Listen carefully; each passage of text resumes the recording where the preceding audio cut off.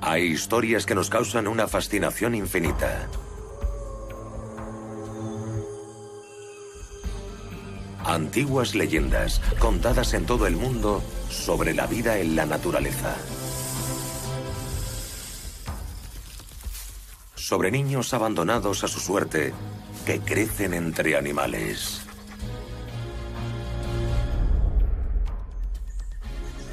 Se les conoce como niños salvajes. Su comportamiento es similar al de los animales con los que viven.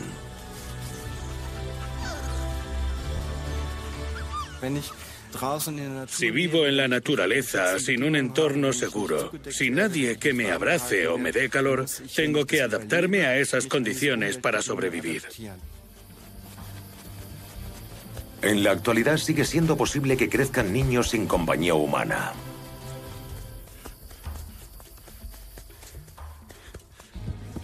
Esa etapa deja en ellos una huella para toda la vida. Los pensamientos de los niños salvajes son dictados por su socialización. Si son criados por una manada de lobos, pensarán como lobos. Si crecen con un oso, pensarán como un oso. Quizás el niño salvaje más famoso del mundo sea Mowgli, el héroe del libro de la selva de Kipling, que es criado por lobos. Pero ¿cuánta verdad hay en las historias sobre niños salvajes?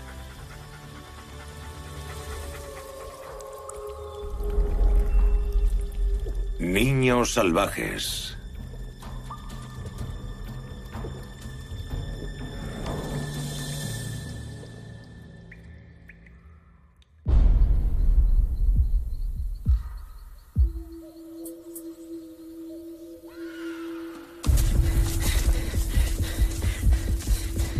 Julio de 1724, cerca de la ciudad de Hamelin, Alemania. Dos hombres descubren a un niño de unos 12 años aparentemente descuidado. El niño preocupará a sus contemporáneos durante los próximos años, pasando a la historia como Peter, el niño salvaje.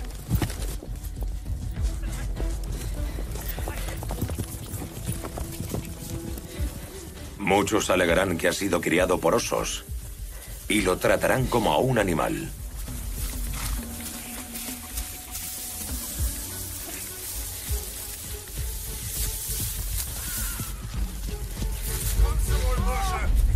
No sabía hablar. Se lo llevaron, lo alimentaron y le pegaron. Porque en aquella época era normal pegar a los niños para corregir su comportamiento. Sin embargo, el comportamiento del chico no era normal. Y no solo porque no podía hablar.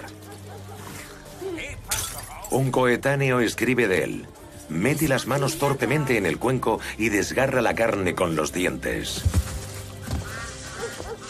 No parece haber tenido ningún tipo de educación.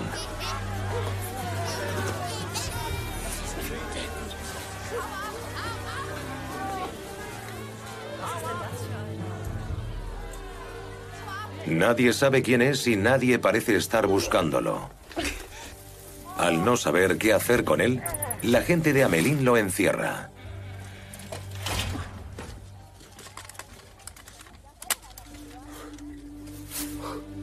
Un cronista de la época sostiene que los niños del pueblo lo llaman Peter.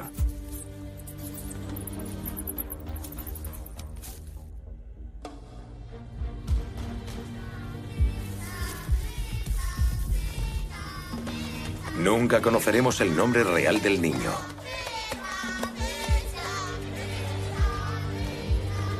En ese momento, la gente cree que pertenece a una subespecie humana, el Homo ferus u hombre salvaje. Desoyen las voces de quienes opinan que el niño padece algún tipo de discapacidad mental. La historia de Peter, el niño salvaje, es demasiado buena. 10 años después, el naturalista sueco Carl Linnaeus incluye a Peter en su famoso Systema Naturae como una subespecie del Homo sapiens. La idea del Homo ferus, el hombre salvaje, es una invención del siglo XVIII. En el llamado siglo de las luces, los científicos educados en la Ilustración empezaron a conjeturar sobre otra forma de ser humano. Hubo incluso quien se dedicó a la búsqueda del humano puro, un humano incorrupto por la civilización y los males derivados de esta. Se basaban en los pocos casos conocidos hasta el momento de seres humanos que nunca habían vivido en sociedades humanas. Estos individuos se convirtieron en sujetos de estudio para un conocimiento más profundo del ser humano. Mientras la gente se cuestiona la naturaleza del ser humano, siguen llegando noticias de países lejanos, a menudo exóticos. Varias potencias europeas afianzan su presencia en Oriente. La India, por ejemplo, se convierte en la colonia más importante del Imperio Británico.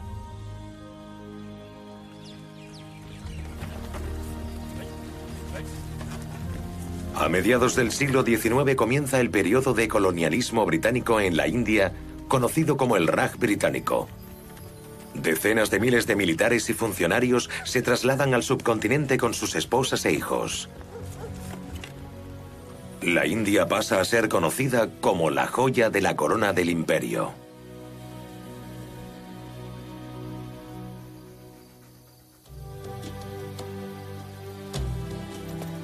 Uno de los hijos del Raj es el autor Rudyard Kipling, nacido en Bombay en 1865.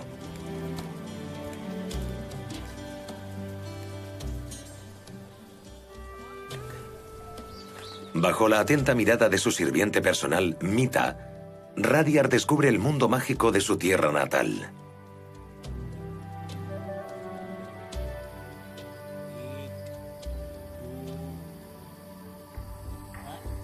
Mientras su padre está ocupado en sus labores de director de una escuela de arte y su madre se dedica a dirigir las tareas del hogar, Rudyard pasa la mayor parte de su tiempo en compañía de Mita, para él mucho más que un simple sirviente.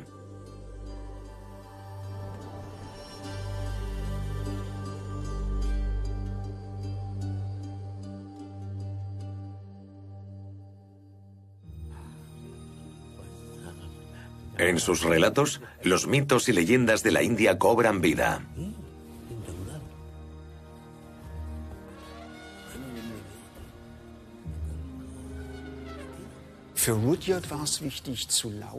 Para Rudyard fue importante escuchar estas historias, pero también verlas representadas. Y en el futuro, adoptaría esta misma técnica de ponerse en la posición de sus personajes. Mita también enseña al niño a hablar hindi. Sus historias favoritas son las de los habitantes de la jungle, como llaman a la selva en el idioma local. No es hasta años más tarde cuando descubre cómo el término jungle derivó en la palabra inglesa jungle, que significa jungla. Pero no solo la jungla india esconde secretos.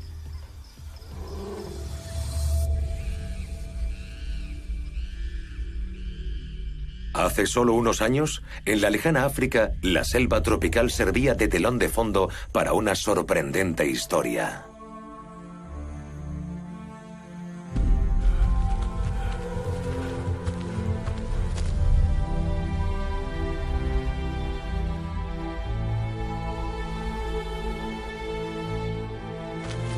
La historia de un niño que creció para convertirse en hombre.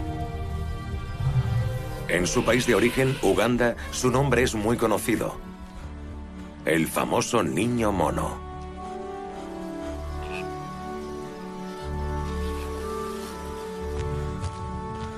En la actualidad, John Sesebunia entrena para las Olimpiadas Especiales. Pero de niño vivía solo en la selva. Su historia ha sido investigada por muchos científicos y se considera verdaderamente creíble. En 1991 fue descubierto por casualidad entre un grupo de monos por una mujer que recogía leña y trasladado a un orfanato. Llamaban la atención sus uñas, porque las tenía largas y curvadas. Tenía el pelo enmarañado Y detalles como esos dejaban muy claro que el niño no había tenido contacto con humanos desde hacía mucho tiempo. Cuando tenía 4 o 5 años, supuestamente John fue testigo de cómo su padrastro mataba a su madre. El niño huyó a la selva.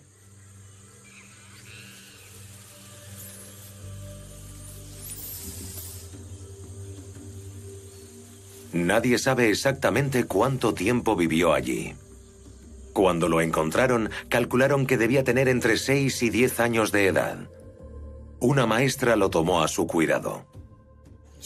El John que veo hoy está mucho más modernizado que el que vi saliendo de la selva por primera vez. El cuerpo del otro John estaba cubierto de pelo, tenía la piel muy oscura y el cabello castaño. Tenía miedo a la gente. Ahora John se relaciona bien con los demás. Al principio, John se mostraba retraído y no hablaba. Pero como había aprendido a hablar antes de huir de su hogar, el lenguaje regresó a su mente y pudo explicar quiénes lo habían ayudado a sobrevivir en la selva. Cercopithecos verdes. Estos primates están extendidos por muchas partes de África y viven en grandes grupos compuestos principalmente por hembras y sus crías.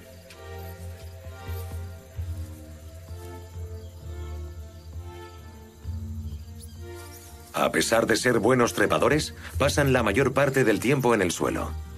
John afirma que vivió entre ellos.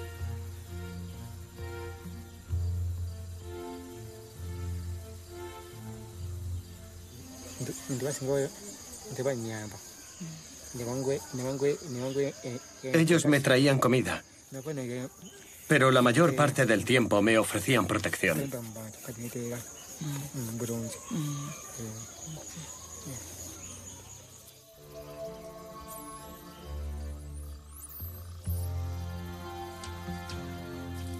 Sin embargo, por regla general, los monos ni siquiera alimentan a otros miembros de su propia especie. ¿Qué podemos deducir entonces de las afirmaciones de John?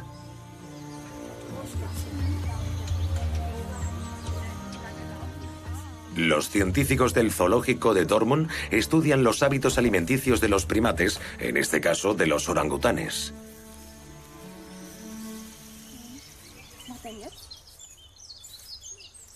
Y sus hallazgos son sorprendentes.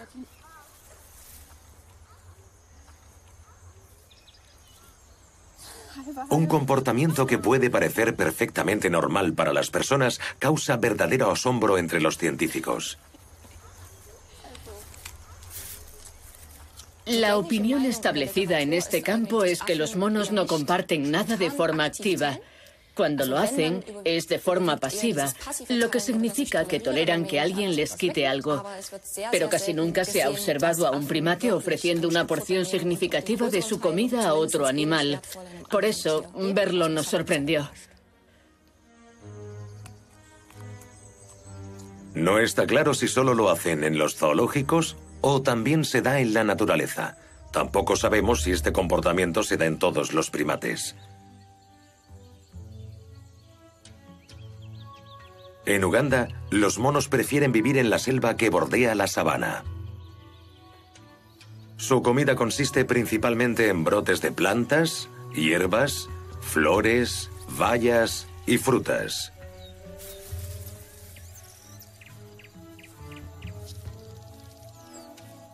John afirma que compartieron estos alimentos con él durante meses, tal vez incluso años. El relato de John Sesebunia de que los monos compartieron con él su comida es muy interesante.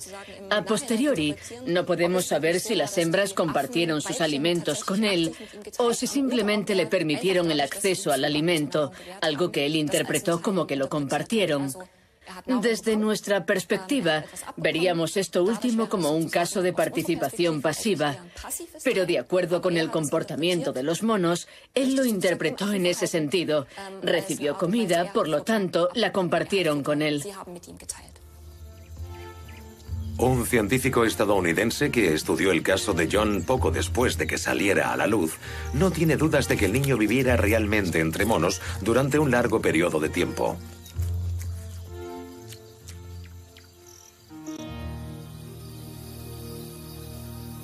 Los monos también forman parte de la vida cotidiana del joven Rudyard Kipling en la India, aunque él los llama bandar, la palabra hindi para mono.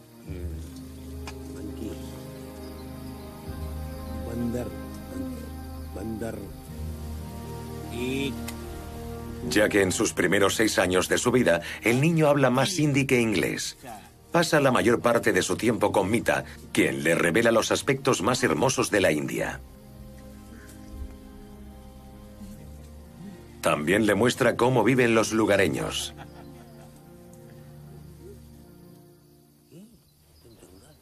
Y el joven inglés experimenta lo mejor de ambos mundos.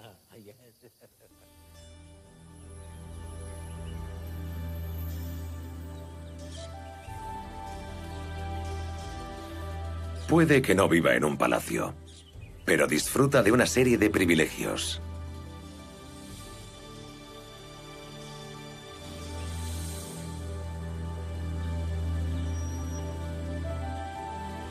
Durante el Raj británico, unos 150.000 ingleses viven en el subcontinente, gobernando a más de 300 millones de indios. Y aunque los Kipling no son considerados una familia adinerada en Londres, aquí pertenecen a la clase gobernante.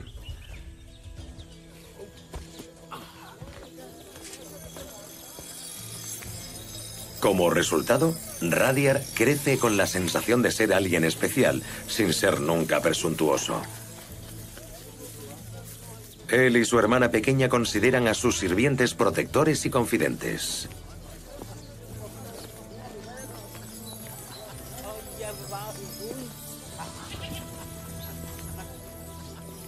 Más tarde, como escritor, Rudyard incorpora gran parte de lo que experimenta con Mita en sus historias.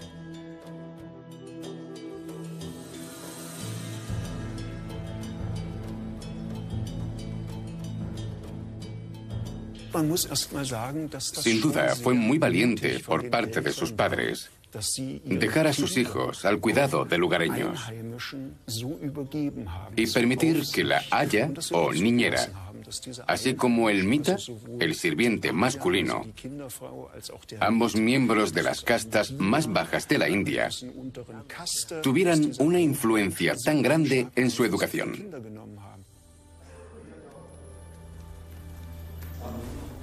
Para Rudyard, la infancia es una gran aventura.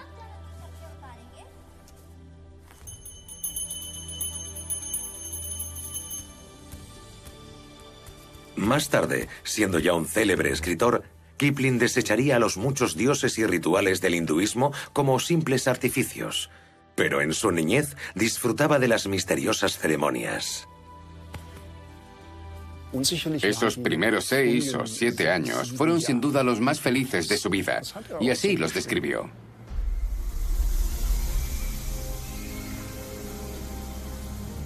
La autobiografía de Kipling comienza con las palabras: «Dadme los primeros 6 años de la vida de un niño, os podéis quedar el resto».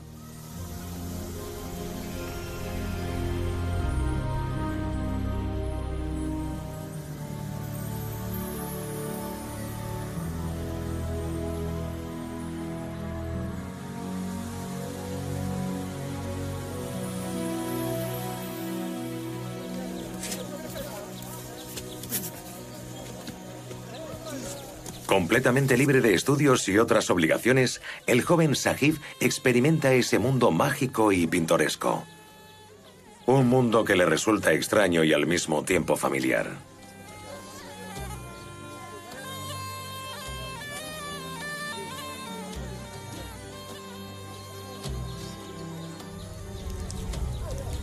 Un mundo que obedece a sus propias leyes, lejos de las estrictas reglas del Imperio Británico.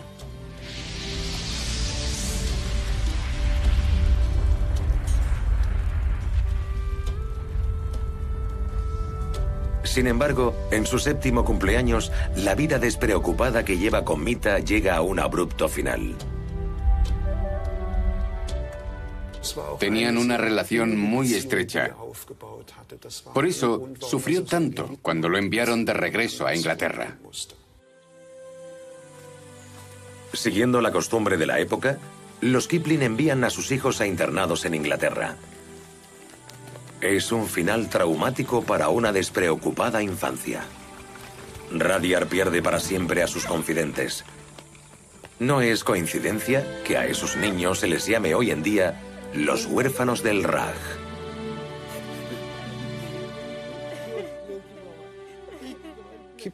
Es probable que Kipling escapase a un mundo de ensueño para hacer más llevadera su nueva situación.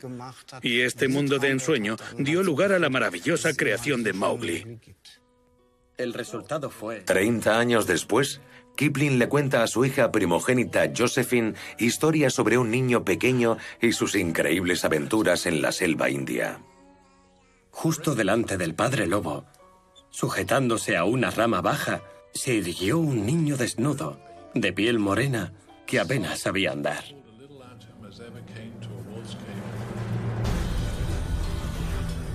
Todo comienza cuando un tigre ataca a sus padres y Mowgli huye a la selva, donde es acogido por una manada de lobos.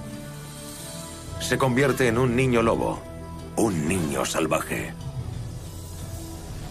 Desde el punto de vista de Kipling, el libro de la selva representa un estado ideal, aunque sabe que es imposible mantenerlo. No obstante, era muy importante para Kipling describir este estado de limbo, vacilando entre animales y personas, entre la niñez y la edad adulta. Quería hablarnos de las cosas que lo conmovieron profundamente: la humanidad y la solidaridad, que juegan un papel importante en su historia.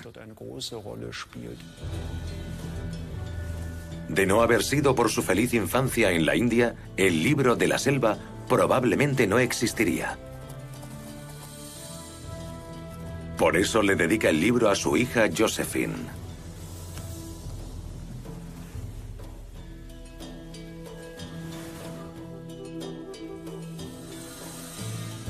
Ella es la razón de que escriba estas historias, dice.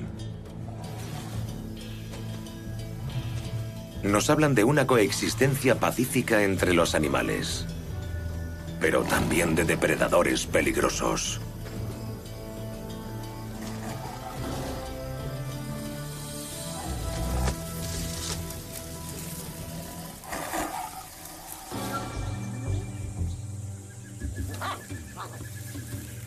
Sin embargo, el papel protagonista lo interpreta la manada de lobos que acoge a Mowgli tras la violenta separación de sus padres y lo protege de todos los peligros. La manada de lobos representa la idea de la familia. El amor de la familia a sus hijos, o en este caso a sus cachorros, y el esfuerzo de guiar a la familia a través de diferentes peligros. Sin embargo, Kipling no es el primero en escribir sobre un niño salvaje. Durante miles de años, las leyendas nos han hablado de lobos que acogían a niños perdidos. Pero, ¿cuál es la realidad detrás de esos cuentos? Siéntate. Quieto. Quieto. En el Centro de Investigación del Lobo de Ensbrunn, los científicos estudian las similitudes entre lobos, perros y humanos. Siéntate. Especialmente con respecto a su inteligencia social y su disposición a cooperar. Vamos. Vamos, siéntate. Siéntate. Aunque se críen en cautividad, los lobos pueden volver a vivir en manada con otros lobos. Somos sus compañeros sociales, pero no somos miembros de su manada y nunca hemos aspirado a eso. No interferimos en asuntos de la manada. Una persona adulta no tiene por qué temer a los lobos. Deben salir muchas cosas mal para que un lobo ataque a una persona adulta. Con los niños es diferente. Un niño pequeño caminando solo por el bosque y cojeando les parecerá una presa fácil. Después de todo, son depredadores y son peligrosos.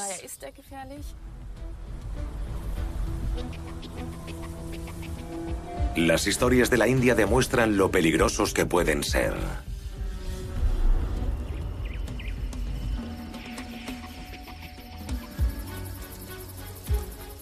Estas historias hablan de lobos que entran furtivamente en las aldeas por la noche y secuestran bebés. Dichas leyendas, que aún persisten en la India, comienzan a ser conocidas en Europa a mediados del siglo XIX.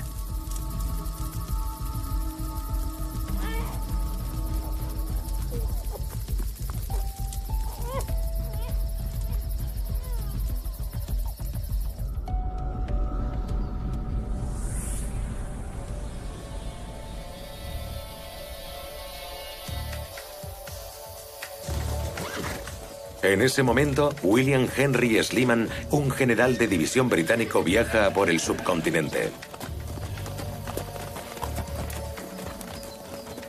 Su misión es recopilar información sobre una red de fraternidades secretas que atacan a los viajeros matándolos para robarles.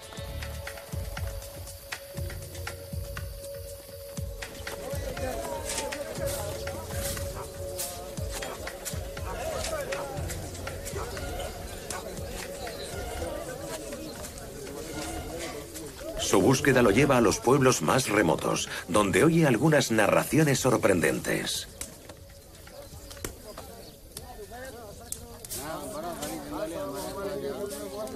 Una y otra vez, los campesinos le hablan de niños que desaparecen de las casas o de los lindes del campo después de que sus padres se hayan alejado para poder trabajar tranquilos.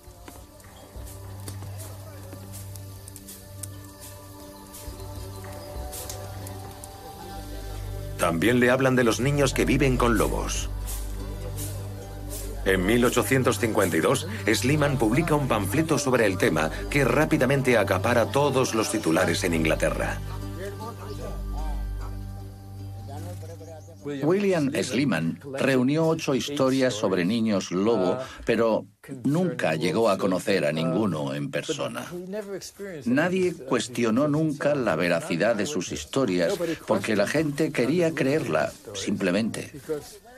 Y de repente, las historias o relatos de estos niños lobo empezaron a inundar el mercado literario. Una de las historias más emocionantes fue escrita por un sacerdote anglicano a principios de la década de 1920. Trata de 2 niñas, Amala y Kamala, que supuestamente vivían con una familia de lobos en un viejo termitero. Al parecer, el reverendo Singh tuvo la oportunidad de presenciar cómo sacaban a las niñas del termitero. Estuvo presente cuando mataron a la madre loba con arco y flecha y vio al resto de la manada huir al bosque. 2 lobeznos fueron capturados junto con las niñas. Y bueno, ¿quién iba a poner en duda la palabra de un pastor anglicano?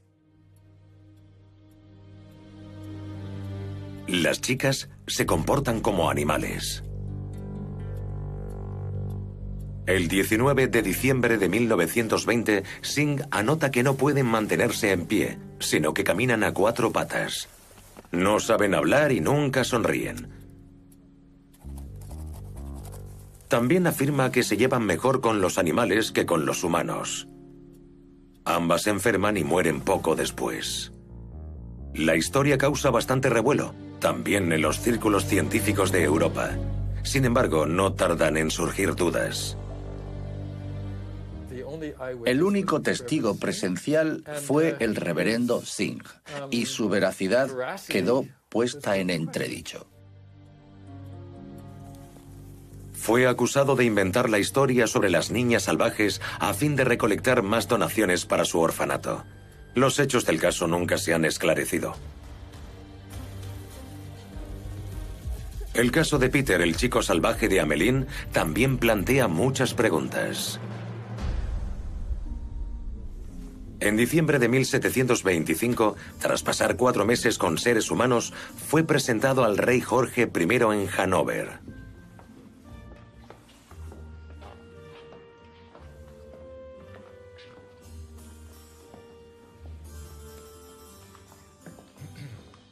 Majestad, le presento a Peter, del bosque de Hamelin. Su Majestad ya ha oído hablar de él. Lo encontraron en el bosque. El rey, que es de origen alemán, se muestra muy interesado en el niño. Espera encontrar respuestas a una pregunta largamente debatida. ¿Qué es innato y qué se aprende? Peter promete proporcionar información de primera mano porque se le considera un niño salvaje. ¿Qué mejor sujeto de estudio para la ciencia?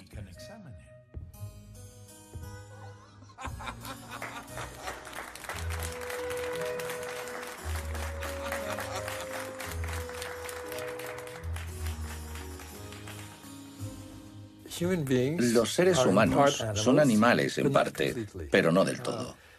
Y cuando al ser humano no se le da la oportunidad de desarrollar esa parte que no es animal, en su interior sufre. Solo necesita un poco más de tiempo. Debe ser salvaje. En 1726, el rey lleva a Peter a Londres, donde se convierte en sujeto de estudio. Sus extremidades están desarrolladas. Los científicos están convencidos de que pertenece a la especie Homo ferus, u hombre salvaje. Su característica más destacada es su incapacidad para hablar, y eso debe significar que pertenece a una subespecie humana. ¿Por qué no habla? Seguramente se deberá... En ese momento existía la creencia de que Dios proporcionaba todo lo necesario en la vida. Se pensaba que el lenguaje era una habilidad innata y no adquirida. Hoy se sabe que no es así.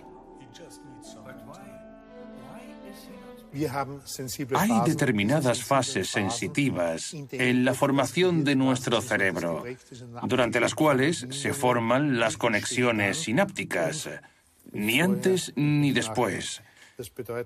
El habla comienza a desarrollarse alrededor de un año y cuando cumplimos 6 años alcanzamos el 95% de nuestra capacidad lingüística. Peter. Los niños aprenden a hablar imitando a los demás. Sin un modelo humano, el lenguaje nunca se puede aprender correctamente después. Peter. Vamos, intenta decirlo. Peter.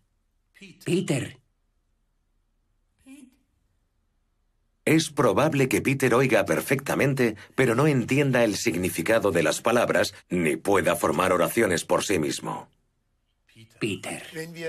Cuando usamos el lenguaje, cuando lo escuchamos, las señales pasan a través de las áreas intermedias de la corteza cerebral hasta llegar a la llamada área de Wernicke, donde entendemos el lenguaje.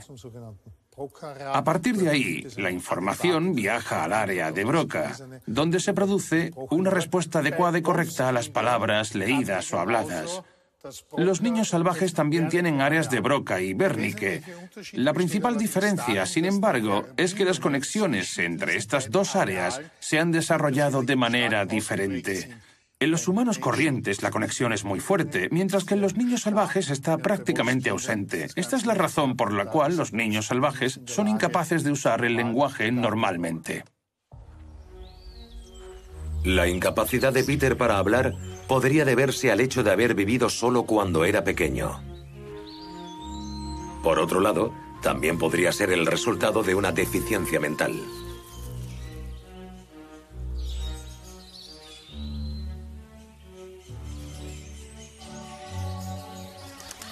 La historia de Peter plantea más preguntas de las que responde, y lo mismo puede decirse de la mayoría de los que antes se consideraban niños salvajes.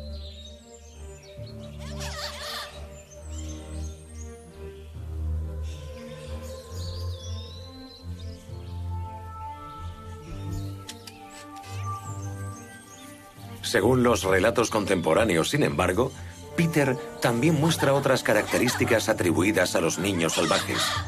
Se siente más cómodo en compañía de animales. Le gusta comer plantas, corteza de árbol y carne cruda. Y no parece sufrir calor o frío.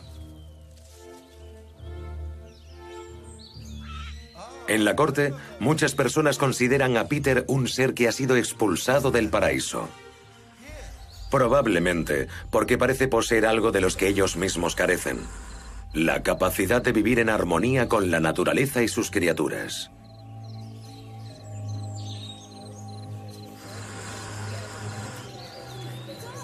Para ellos, Peter es una bestia exótica, una criatura que los repele y al mismo tiempo los fascina.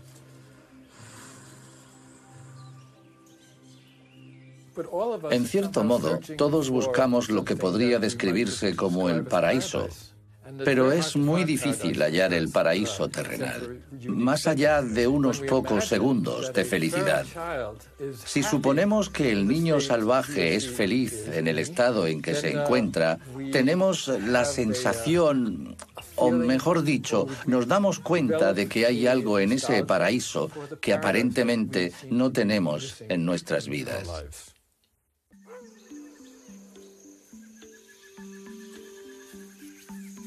En los cuentos del libro de la selva de Rudyard Kipling, el mundo de Mowgli tampoco es perfecto. Son los animales quienes les dicen que él no es como ellos, a pesar de que vive en su comunidad.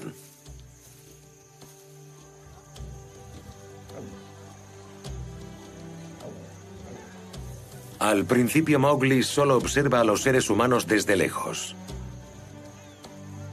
Más tarde, sin embargo, entra a escondidas en las aldeas para robarle la flor roja, el fuego. Esto le proporciona una ventaja crucial sobre sus enemigos en la selva. Sin embargo, al final tendrá que regresar con los humanos.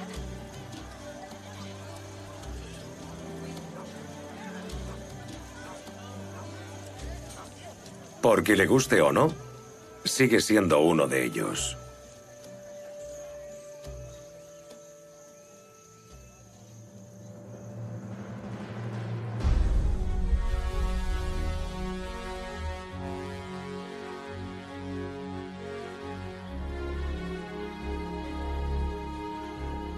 Sin embargo, volver a la civilización después de vivir en la naturaleza es difícil, como también descubrió John, el niño mono de Uganda.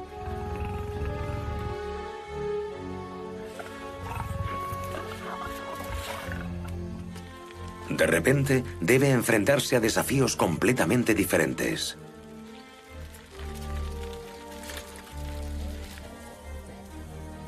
Se calcula que John pasó 3 años viviendo en la selva con su manada de monos sin contacto humano. Su comportamiento, cuando fue descubierto, se parecía al de un animal. Oh, era muy salvaje. Si lo mirabas fijamente, reaccionaba.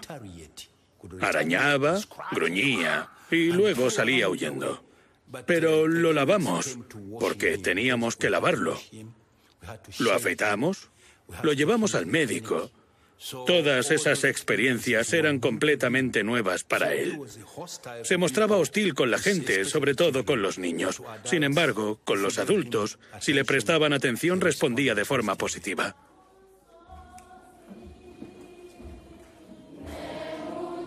Han pasado más de 25 años desde entonces, y John se ha convertido en un miembro reconocido de la comunidad.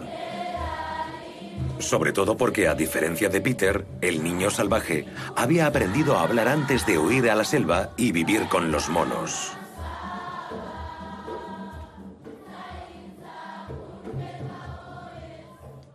Los niños salvajes solo pueden integrarse parcialmente, dependiendo del tiempo que pasaran en la naturaleza.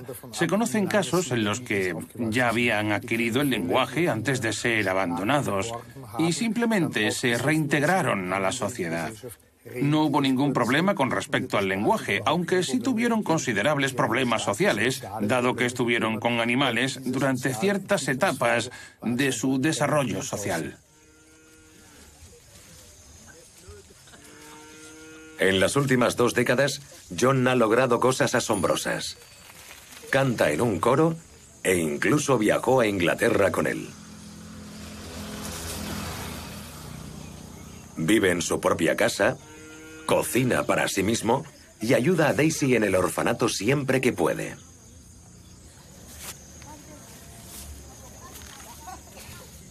Pero como él mismo dice, es más feliz en compañía de sus vacas.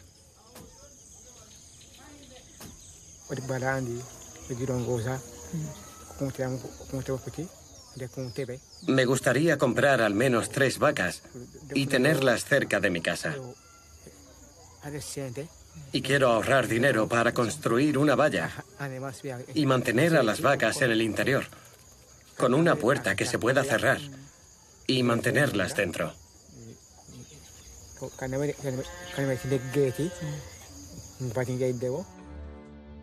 John sigue condicionado por el tiempo que pasó en la selva y a veces se comporta de manera extraña. Sin embargo, Daisy ha aprendido mucho de él. Aprendí de John lo que significa la compasión. La compasión hasta el punto de la renuncia a uno mismo.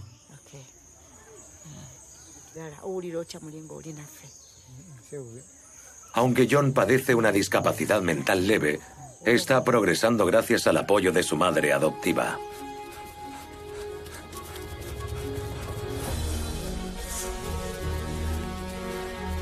En 1999 compitió en la maratón de las Olimpiadas Especiales por Uganda.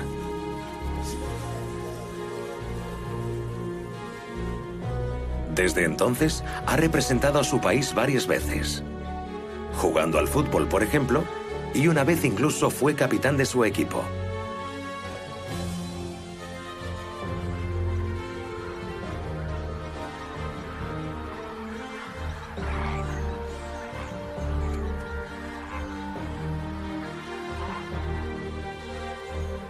África es un continente lleno de historias. Muchas nos hablan de la coexistencia entre hombres y animales, de cómo se necesitan unos a otros y de cómo ambos están vinculados de por vida.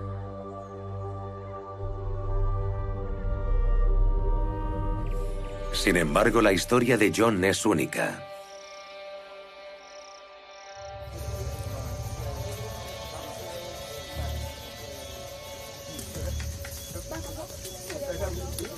De hecho, tan única que el niño al que solían llamar Mono es hoy en día un héroe local, una leyenda. No hay un solo niño en Uganda que no conozca su nombre.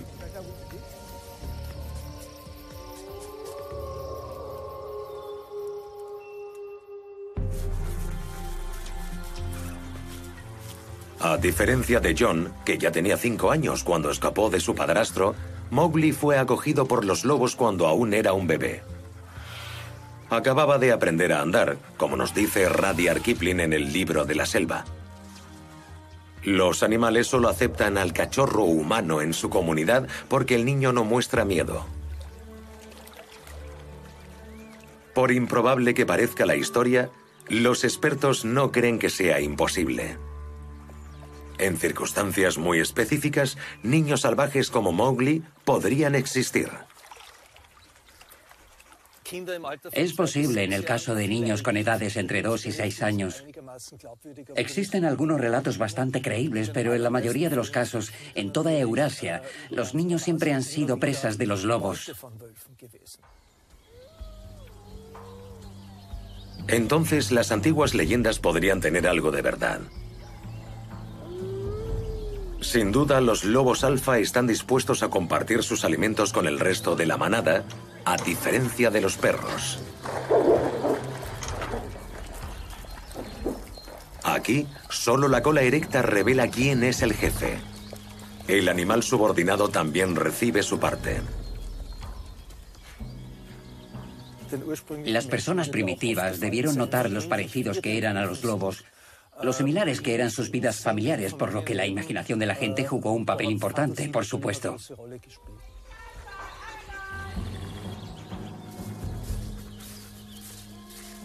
De hecho, las parejas de lobos permanecen juntas durante toda su vida.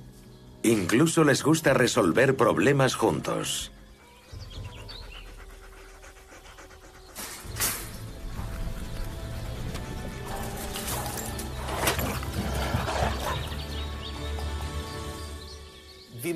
Al igual que los humanos, los lobos se esfuerzan por cooperar, ya sea haciendo cosas juntos, en el caso de los lobos, o jugando a las cartas en el caso de los humanos, o paseando con el perro y disfrutando de la experiencia. La cooperación en sí misma es suficiente para activar el sistema de recompensas en nuestro cerebro. Y creo que para los lobos también es motivo suficiente para hacer cosas juntos.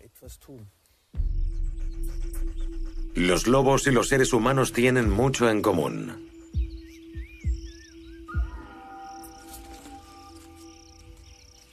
Mowgli también coopera con su familia.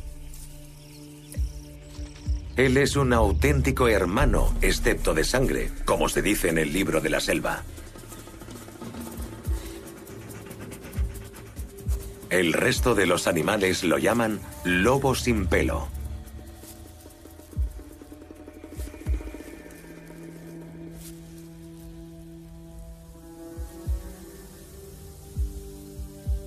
El tiempo pasa.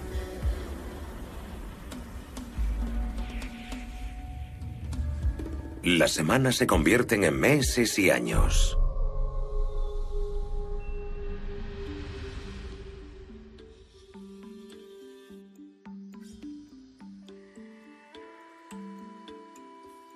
Y el cachorro humano crece hasta convertirse en un adolescente.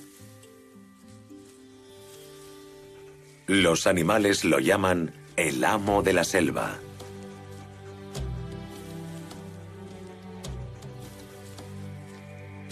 Sin embargo, cada vez más animales protestan. ¿Qué hace un humano entre nosotros? Debe volver con los suyos.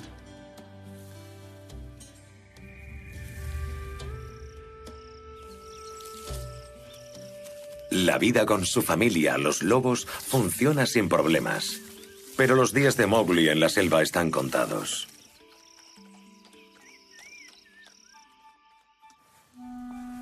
¿Y papá? Saluda a papá. El dolor de marcharse es algo que el propio Rudyard Kipling experimenta de niño, por lo que desea mucho más que una vida protegida para su hija Josephine, para quien escribe el libro de la selva. Te quiero. Pero sabe que la realidad es a menudo muy diferente. Durante su investigación, también descubre a Peter, el niño salvaje a quien el rey Jorge I invitó a su corte en Inglaterra. Sin embargo, al poco tiempo, tanto la corte como los científicos se aburren de él.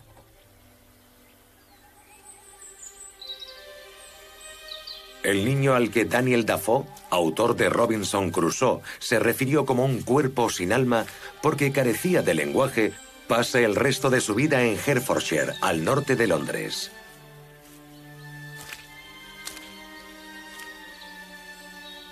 Hasta su vejez, disfruta viviendo al aire libre. Y cada vez que tiene la oportunidad, huye de la granja donde ha sido acogido.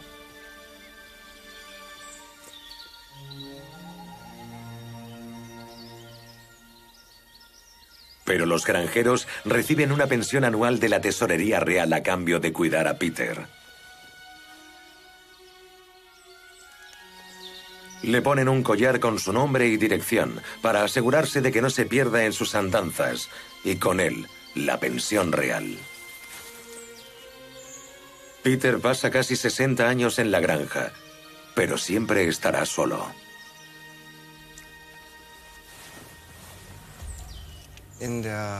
Si una persona no puede pasar por ciertas etapas de su desarrollo, su capacidad de vinculación nunca se desarrollará por completo. Es algo que los condicionará toda su vida. Los trastornos de apego son crónicos, no se solucionan con el paso del tiempo. La gente no se recupera. En otras palabras, si este desarrollo no tiene lugar durante los primeros años, la capacidad se pierde para siempre.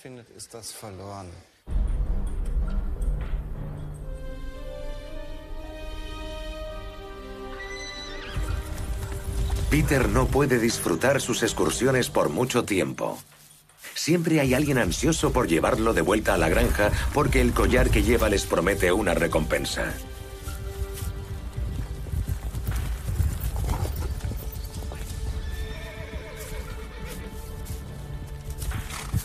En ese momento, ni sus captores, ni los intelectuales como Dafoe se ponen de acuerdo con respecto a qué es exactamente el hombre salvaje. En todo caso, la gente tiende a verlo como algo parecido a un animal humano. Eso incluso podría convertirlo en un ser moralmente superior, ya que no conoce ni la envidia ni los celos. Fuentes contemporáneas citan que a lo largo de su vida, Peter nunca mostró ningún interés por el dinero.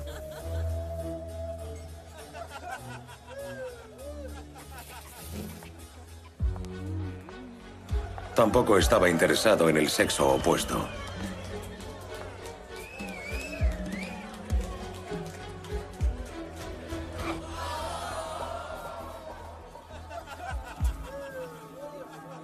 Incluso en su época, muchos dudan de su pasado como niño salvaje. En cambio, sospechan que padece un trastorno mental. Hoy podríamos encontrar respuestas más fiables. En base a las pinturas que se le hicieron, recientemente se ha sugerido que padecía de un trastorno genético raro. Sin embargo, pasará a la historia como Peter el niño salvaje, exhibido por dinero, por aquellos con quien vivió hasta el fin de sus días.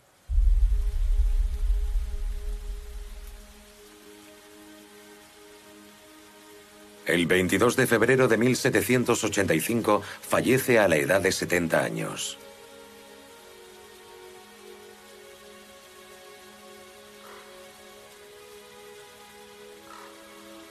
Su lápida conmemora a un niño que fascinó a los científicos durante un corto tiempo. Un niño cuyo descubrimiento fue más emocionante para algunos de sus contemporáneos que el del planeta Urano. Un niño cuyo nombre real se desconoce hasta el día de hoy.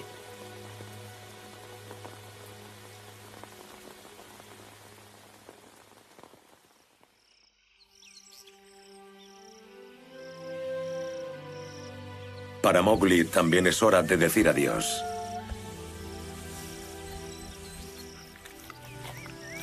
No solo los animales quieren que se vaya. En una de sus excursiones, conoce a una mujer que dice ser su madre y le ruega que regrese a la aldea. Y así, el primer capítulo del Libro de la Selva termina con las palabras: comenzaba a rayar el alba cuando Mowgli bajó a solas la ladera para encontrarse con esos seres misteriosos llamados hombres.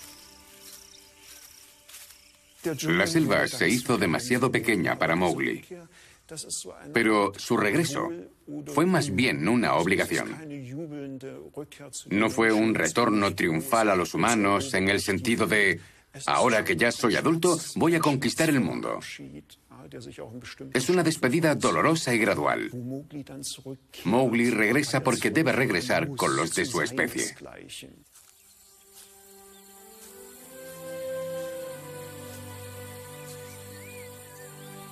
Sin embargo, a pesar de que Mowgli vive entre los humanos a partir de ese momento, siempre se sentirá atraído por la selva. Como refleja otra historia menos conocida de El Libro de la Selva, protege a su familia, los lobos, trabajando como guardabosques el resto de su vida.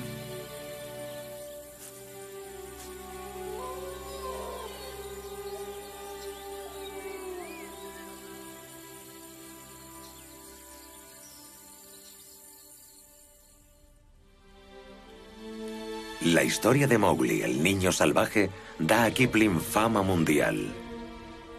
Sin embargo, su hija, por quien la escribió, nunca lo sabrá.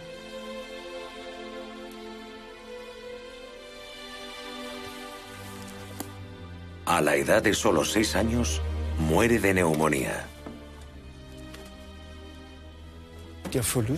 La pérdida de su hijo golpe para él. Sus conocidos dicen que lo cambió para siempre.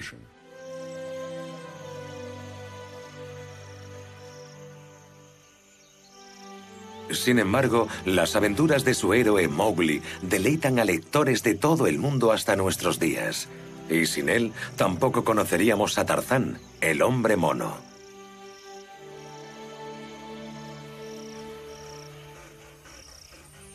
Más que cualquier otro, Mowgli encarna el mito del niño salvaje. Y a diferencia del mundo real, su historia incluso tiene un final feliz.